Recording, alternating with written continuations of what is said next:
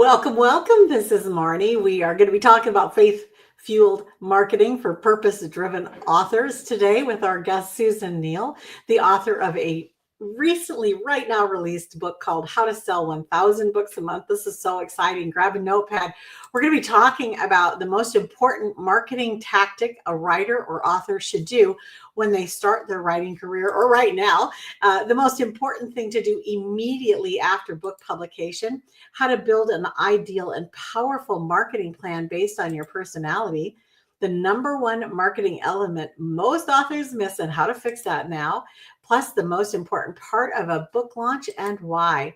We'll be talking about how to obtain lots of media interviews all at once, how to increase your website visitor rate, and also the scoop on book contents.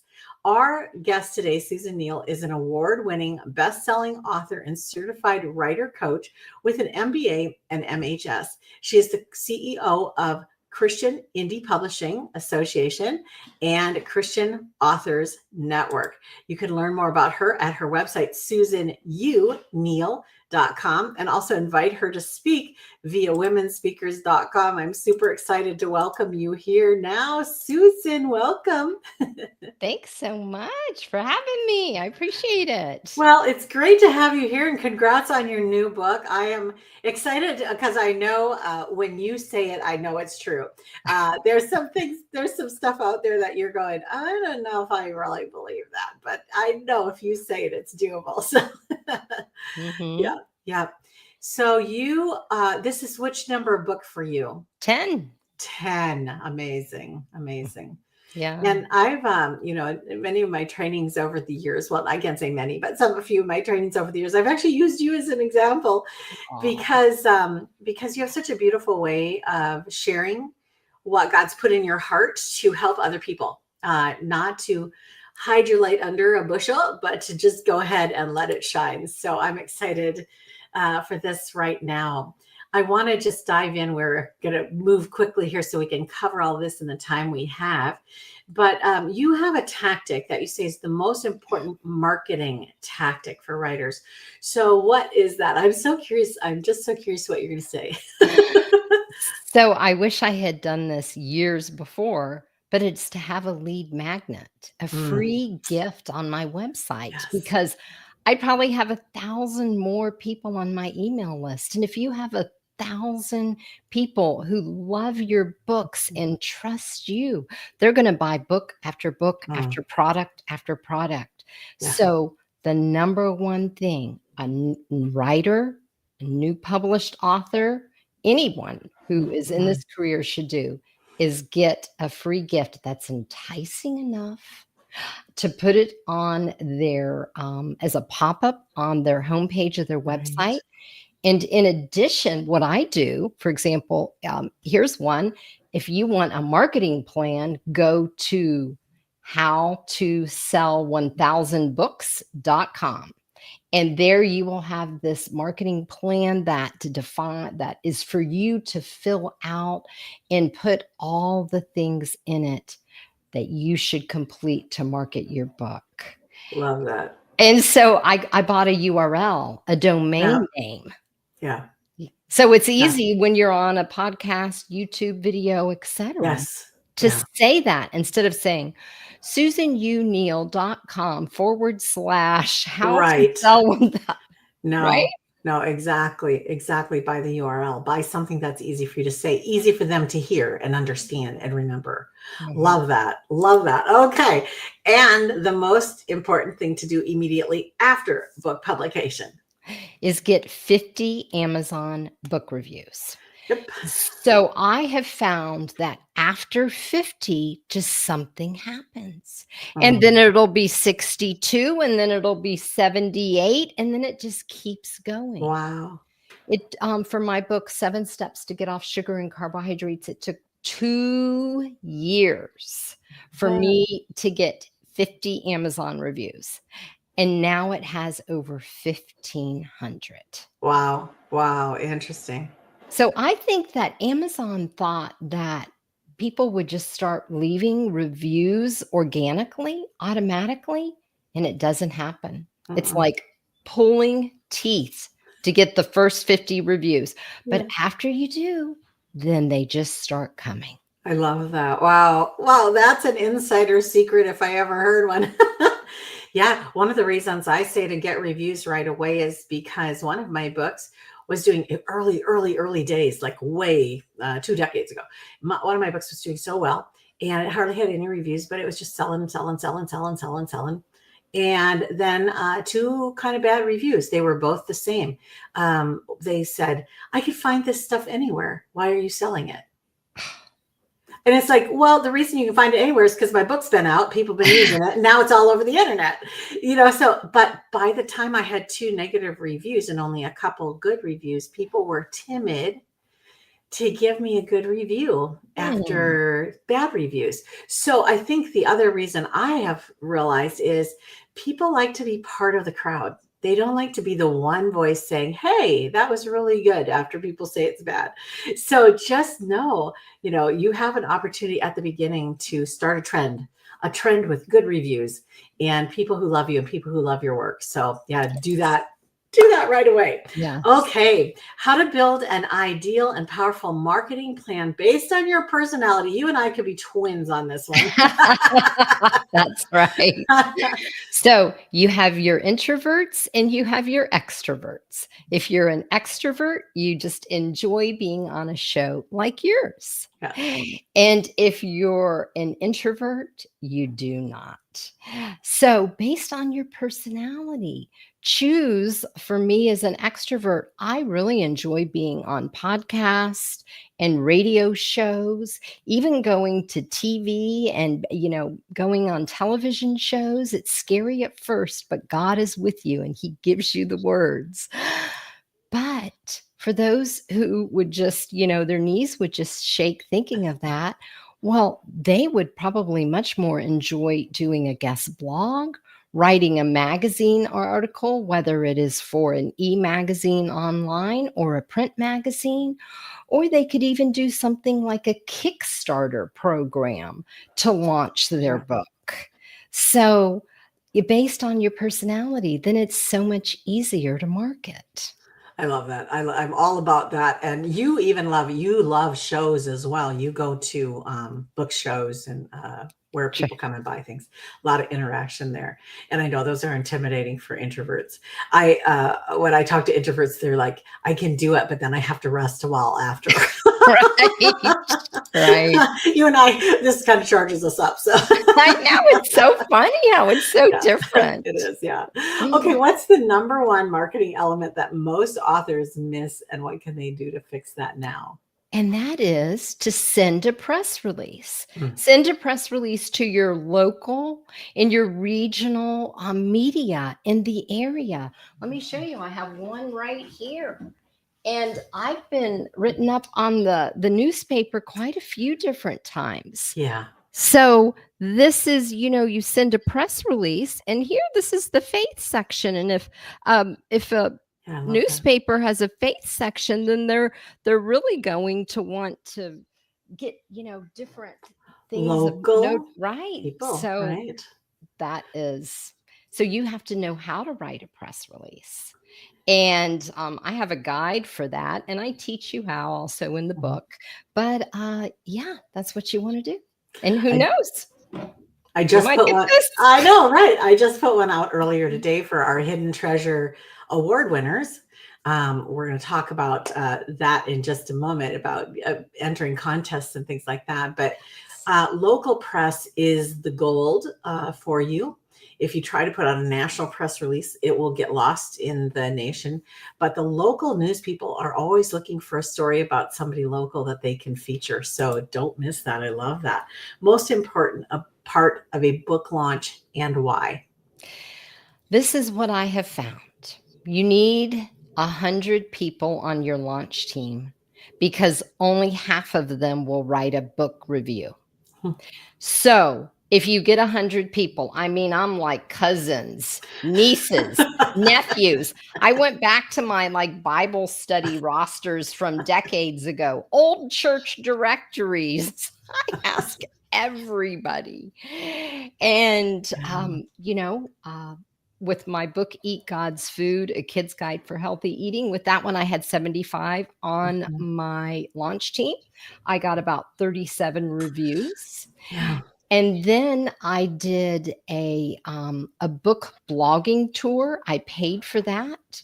And then I got another dozen, got a little bit closer to that 50. Mhm. I love your authenticity, Susan. You know, you have best-selling books and you're like, takes me a long time to get to 50. And I ask my cousins, you know, I mean, it's just so great because I think a lot of writers feel like, you know, all that when they're done writing the book, it'll just take care of itself. And that is so not the case. Mm-mm. I like to consider it like having a baby. It's not quite as fun as having a baby, but you have the whole, you know, pregnancy, however long that takes. And then at the end, you've got the labor and delivery when it's coming out. And then you have a brand new baby that needs a lot of attention for quite a while. And if you think of it like that, you're more prepared for how much work comes after it's released. You're right. And until it's no longer published, however Right. many decades that Right. may be. Right, exactly. Right. It's still your kid. Right. Your paper kid, your digital kid. Right. Okay. So you hear my little pitches about my other books in here, right? Yeah. Because I'm still trying to promote those babies. Right. Oh, absolutely. Absolutely. And you guys, now that she's pointed that out, you probably didn't even notice that she was promoting them because she did it in a natural flow. You weren't here saying, please go buy my other books too. You didn't ever say that. You just brought it in part of the natural flow, and you'll get good at that. We're talking next about media, getting on the media, lots of media. And part of the training that I had and that I provided early years, I've been doing this since 2009, was don't ever hold back and say, well, you're going to have to get my book for that. Never say that. But there are people who I've interviewed who just said over and over during the interview, well, you'll have to get the book. Well, you'll just have to get the book. They wouldn't answer the question. And it's like, no. If you can tell me everything that's in your book in 30 minutes, it's not a very good book. Right. You have more than that to say about whatever topic you're the expert at. So don't hold back. Give the audience all kinds of great stuff while you're live. Mm-hmm. And they will want to get the rest of the book. You don't even have to sell it. They'll just want to. So how do they get on media? So in a few years back, I was on 5 television shows in 1 year. I mean, I'm selling 1,000 books a month. Mhm. Okay. And how I did that is attending the National Religious Broadcasters Convention. It's an annual convention that is in February, and there are like 6,000 people who attend. I have a booth with Christian Authors Network. So if you're interested in attending with me with Christian Authors Network, go to christianauthors.network.com and look on the trade show page. So that is where you get a significant amount of interviews. It's a 3-day convention. I get a year's worth of interviews in 3 days. That's amazing. So I think I get to go to that one with you in February. I'm hoping. I would love to do that. One of the things about shows is you want to prepare in advance. If an author is thinking right now, I might like to do something like that, what would they need to bring with or have ready for something like that? And so when I do the training for the authors that go with me, I spoon feed them. And so you need to have a media kit. And that's usually 2 pages, front and back of different stuff that is branded, looks beautiful, gives potential questions on there, everything a media person would need to know about you to make the decision. You need to have a book banner, beautiful, tall one, so that because you're going to do book signings. So you want your book banner. So as these 6,000 people who attend are walking by, they see if they want to stop by and speak with you and get a copy of your book. So those are 2 significant things that you would want to Beautiful. have. Mm-hmm. Beautiful. So great. So great. You guys totally media changes everything. Getting in the newspaper, getting on podcasts, going in front of, because you can do one-on-one just great, and you can do a small book signing or whatever. But when you go into the media, now you're talking hundreds of thousands or tens or hundreds of thousands of people seeing one thing. That's all the difference. Mhm. So, okay, increasing our website visitor rate. This is through blogging. So there is a science. There is a science to getting your book found and to getting your website found. And it is through search engine optimization. There are tools that have a course on this, and there are tools that will show you what keywords are searched for, either on Google or on Amazon. And you want to use those search terms in your blogs, on your website. You want to be known by like Google for specific keywords. So you want to blog, you want to have new content, you want to have keywords in it. And a little secret sauce is to have Pinterest pins. So if you go to Christian indie, let's see, christianpublishers.net, I have a beautiful blog there, and you can see that there's 3 Pinterest pins for every single blog. And then those Pinterest pins drive more traffic to my website than all of the social media sites combined. Wow. Crazy. Pinterest pins. It's Pinterest is a search engine. It's valuable. We just did the social media marketing summit here just a bit ago, and that was the shocker for all of us there, how powerful Pinterest is, because it feels so just fun and playful, and yet it's a super important platform to be on. So cool. All right, let's talk about book contests. Okay, you want to be an award-winning author. You want your book to have an emblem on it. Let's see if any of mine have. You always want to have an award emblem. So for your book, and you want to be award-winning, and it's so tantalizing. You're in a contest, you're a finalist, you go and you're in the audience, and you're like, and your name is called.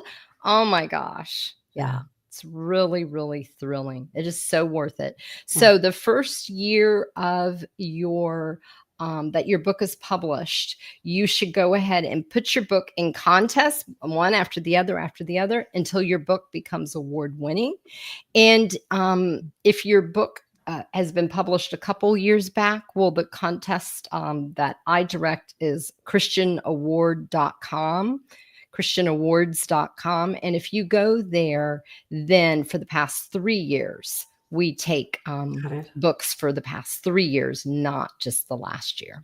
Yeah. Wow. That's so cool. So there's usually a fee to be in a book contest. Mm-hmm.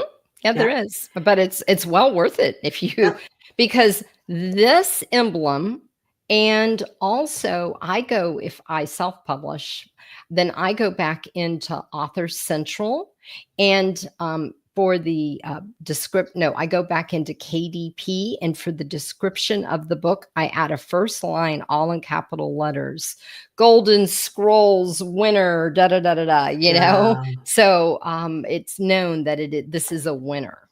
Yeah. People buy based on if they can trust it. That's why they buy it.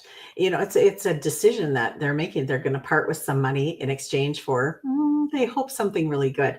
And the more evidence that you can provide to let them know that this is so valuable and other people have thought so, thus the reviews, it just helps so much. So that's great. We have a couple extra minutes, and I am going to just kind of pick your brain a little bit here about general. I think I'm going to put this on the bottom here so we can remember the name of your new book, How to Sell 1,000 Books a Month. It's such a great title, Susan, because I think most writers are shocked and horrified after all of the work to go into getting a book out there that hardly anybody is finding it and buying it just naturally. Right. Well, that's was my first 2 books, by me and just a few books a month. I mean, it's just really sad. It wasn't until my 3rd book, 7 Mm. Steps to Get Off Sugar and Carbohydrates, that I really started selling a lot. It's kinda like you get your disciplining down by your 3rd kid, right? The other 2 were practice. Okay. You didn't do So as good. true. Yeah, no, a lot of it is just learning as you go, getting better at writing, getting better at marketing, at all of it. What has been one of your favorite things about the book, maybe that you think will surprise writers or especially delight them? Yeah, my current perk, the How to Sell Mhm. 1,000 Yeah. Books a Month, Yeah. okay, is that at the end of every single chapter, there is 10 items like that are to-do list. I am Yes. very structured. So you are going to have a roadmap. And at the end is Okay. just, here's the 10 things to do. If you want to skip the chapter, you can just go to the 10 things. And then in the last 12th chapter, I give you like the plan that is for you to complete. And then I give you the 10 times the 12 chapters of all these different things. Now you sit down and make your marketing plan. So then if you plan and you Wow. have it written down, they have found that it's so much more effective in getting something accomplished if you Right? do. So you're not going to walk away from this book and be like, oh, those are great ideas and stuff. You're going to put it down on paper. It's great that you said that because I was going to say, earlier today, I had a conversation with somebody. We were talking about they're doing a reno of their home after the hurricanes here. And I likened it to a build of a website, but it sounds like it applies here too. The more prep you do in advance, the more you think about it in advance and have the plan in place, the better this thing is going to go. And you're going to save time and money down the road by thinking about it ahead of time and investing it up front like that. Mhm. Yeah. Yes, yes. Most Hmm. definitely. So, what would you say to the person who is like, I don't even have a website, I don't have a Facebook page, I've got nothing. I just have this book that I self published. And is there any hope for me? Of course there is. I mean, it wasn't until let's see, I didn't get a website until 2018. Okay, Okay. I had already published Yeah. like 5 books. So I'm that person. Yeah. So you can do it. So, okay. So then at that point, I realized I need to have a website. And then I decided I'm going to blog and did the healthy living blogging at susanneal.com. And then, you just work on one thing a year. And you just have to have confidence that this is not about you. This Mhm. is about God's desire for you to get his divine inspired word into the hands of more readers.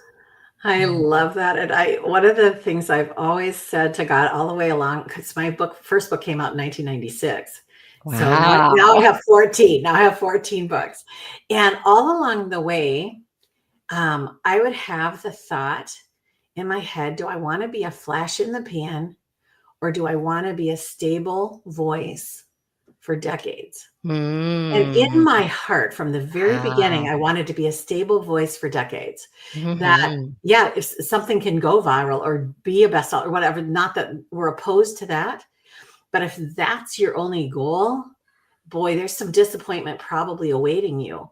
Whereas if you just say, I'm going to faithfully say yes to God, write what he calls me to write, do what he calls me to do, let Mhm. him worry about it, let him Mhm. lead me to, for example, resources like yours that can help.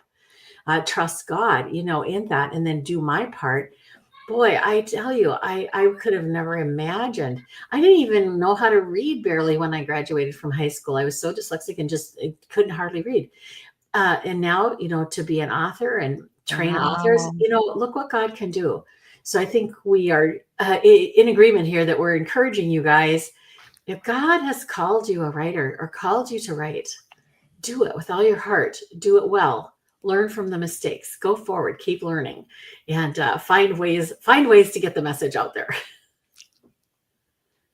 That's Good. right. Yeah. That's right. Good, good. Okay, we have 3 questions at the end just for fun. So first of all, what is one of your favorite books of all time? J.R.R. Tolkien, The Lord of the Rings. I Mm. love the trilogy, The Hobbit, that fantasy world. That is my preferred type of fiction read. Just love it. And the lightness in the dark. Oh, really good. Did you Yes. like the movies? I loved them. Oh, Loved did them. you? Yeah, I brought my daughters up watching them all. Oh yeah. I know a lot of times it's hard for them to do justice to a book in a movie, but I think they did a good job on those. Yeah, they did. Yeah. Mhm. Okay, and a favorite AI or management tool or concept? Okay. So, if you have a big project you're working on, don't check your emails till 3 p.m. Do give your project the best of you. And when you're tired, it's the end of the day, then check your emails. Okay? You don't want somebody else's problem to be, causing you to go divert in a different direction than you intended and had planned for this day. Mm. Yeah, I call it time blocking, and I on my actual calendar, I actually block segments of time to work on, especially writing, especially writing. Other projects you can tuck in and fit between things, and it Mhm. doesn't matter so much if you're distracted in the middle of them. Mhm. But writing is I call it a long tail. You need a lot of time, and your tail gets cut in the door if you shut it off too soon. So, yeah, give Yes. yourself some time. And it's so true. Whatever is your best time of day, typically for most people, it is the morning hours, the morning and early afternoon hours. So that's great. And another thing is just wait to eat until you're done. Um, it's amazing how clear your mind is if it's not clogged up with food, unless you can go get a healthy snack or whatever, but don't eat a big meal until you're done. That's so true, and that's in my book, How to Sell 1,000 Books a Month, because I'm like the healthy living lady, and I had to add that here you're burning ketones, Right. and your brain is so sharp when Yeah. you are not having glucose in your system. So Yeah. you're right, that intermittent fasting and going Mhm. until lunchtime, you Mhm. have got pristine, brain, thoughts, and writing. Yeah, it's so funny because a lot of people think, if you go eat something, you'll feel more alert and everything. And it's not that that's never true, but boy, that after the nighttime, just waiting for a while in the day really makes a big difference there. Okay, last one. Do you have a favorite Bible verse or one that you're loving right now? Yes, I can do all things through Christ who strengthens me. So Philippians is that 4:12? Yep, I think so. Yes, Yeah, and yeah. so with that one, it's just like what we're talking about. It's this career, this path that he's put us on, and a lot of times family doesn't understand as much about this chosen career, but I really Mm, think of it more like being called as a pastor. I I do. mean, we're being called to put these words out there, and they're out there for decades. I mean, Right, even after we've died, they're still there. right. No, I agree. I agree. You guys, whatever your calling is, whether it's mom, wife, whatever it is, take it seriously. And this calling is just as valuable, if not more valuable, than some other things that you could be doing with your time. So be sure to give it the value that it deserves. This has been so fun. I want to encourage you guys to go over and check out Susan's website, Susan U. Neal, the letter U, SusanUNeal.com. And what are they going to find when they get over there? Well, the first thing is I have the pop-up There for you one of go. my lead magnets, and it is glutenintolerancequiz.com. It'll pop Okay. up and it'll say, "Do you want to find out if you have a gluten sensitivity?" And where was that other one? Is it the name of the book? Actually, is it the name of the book, the other Yeah, website? how to sell 1000books.com. How to spell? And that is like this marketing plan that you I love that. complete. I love that. Mhm. Great. And of course, you're available to speak for groups. I know you speak at quite a Yes. few writers' events and different things like that. You guys want to check it all out at susanuneal.com.